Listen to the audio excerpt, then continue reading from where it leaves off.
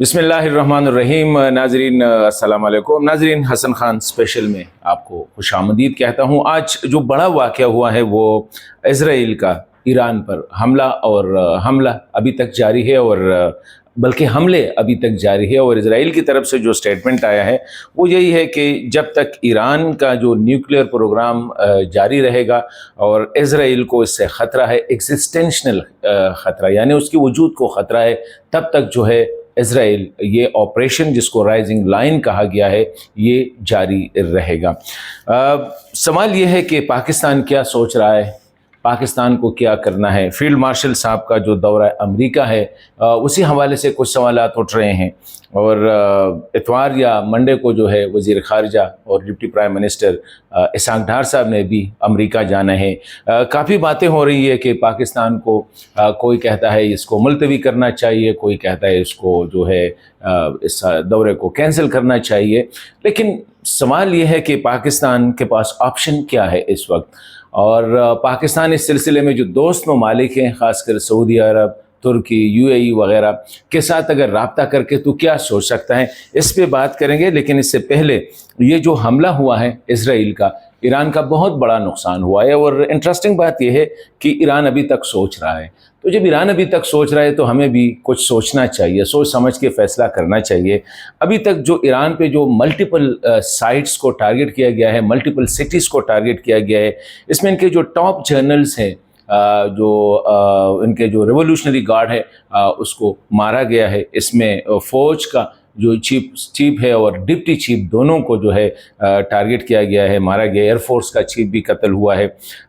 6 के करीब जो है न्यूक्लियर साइंसदान, बड़े इंपॉर्टेंट शख्सियात थे, उनको मारा है।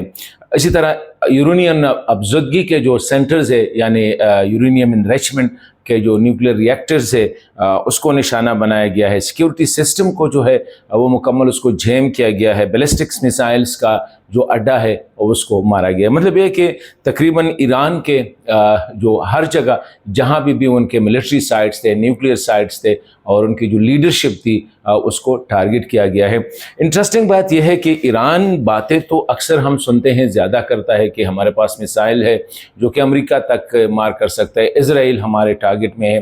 और ये जो सिलसिला है ये कई दिन से चल रहा था। ये नहीं है कि आज इज़राइल ने अचानक हमला किया। आज से 3 दिन पहले अमेरिका ने जब अपने शहरियों को इराक़ से और कतर से और इस खत्ते से निकाला, और उनको जो मूवमेंट है उस पर जो है थोड़ा सा उसको रिस्ट्रिक्ट किया गया, तो ईरान को पता था कि क्या हो रहा है। मतलब है कि बहुत से ममालिक को पता था, पाकिस्तान को भी पता था कि चल क्या रहा है। तो ये हो गया। ईरान का रिस्पांस अभी तक यही है कि हम सोच रहे हैं। तो इसी हवाले से मुझे ये अजीब सा लग रहा है कि पहले तो हम तो समझ रहे थे कि शायद ईरान का जो डिफेंस सिस्टम है वो इस कैपेबल होगा, क्योंकि इज़राइल से जो रिपोर्ट्स आई है वो नहीं है कि मिसाइल्स भेजे गए हैं, मिसाइल्स दागे गए हैं, बल्कि इज़राइली एयरफोर्स के जहाज़ आए हैं। और ये जहाज़ जो है तकरीबन 200 के करीब जो फाइटर्स प्लेन ने इसमें हिस्सा लिया है। और इंटरेस्टिंग बात यह है कि इज़राइल से जो ईरान है ये तकरीबन 1600 किलोमीटर दूर है, 1600 से 2000 किलोमीटर दूर है।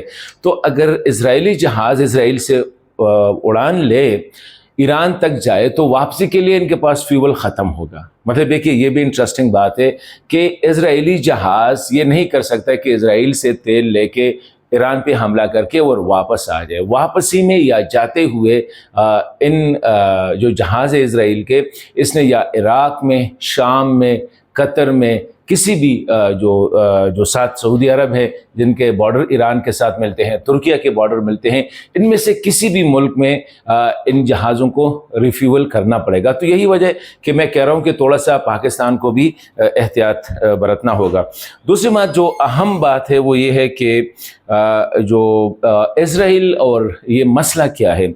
मसला ये है कि इज़राइल समझता है कि ईरान का जो न्यूक्लियर सिस्टम है ये हमारे लिए ہماری جان کے لیے خطرہ ہے۔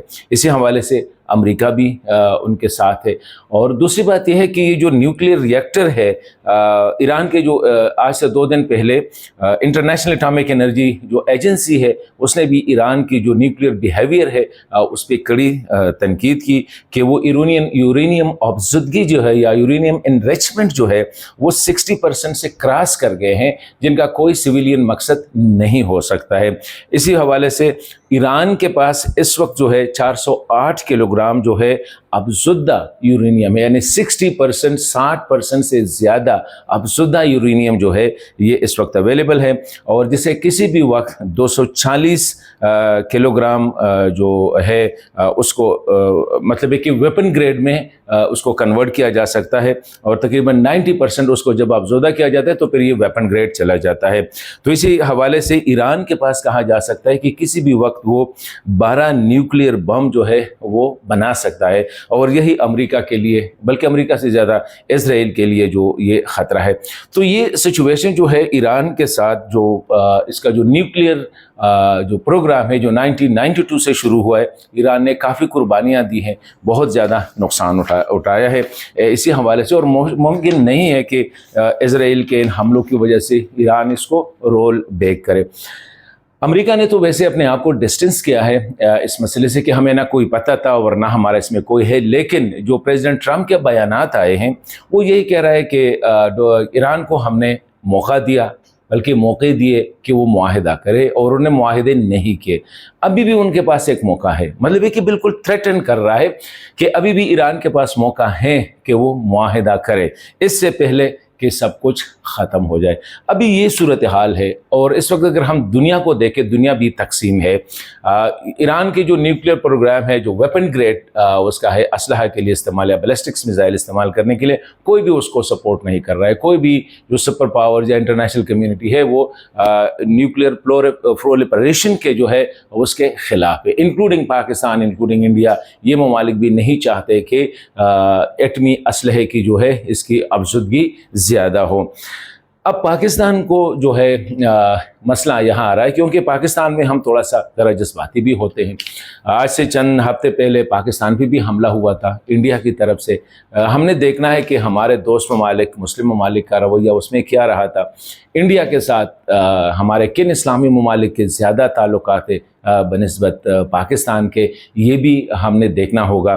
پھر پاکستان جو ہے اس وقت اپنا کچھ مسائل ہے، بڑے بڑے مسائل میں گرا ہوا ہے، امریکہ کے ساتھ، چین کے ساتھ، روس کے ساتھ جو ہے یہ جو بیلنس کر رہا ہے۔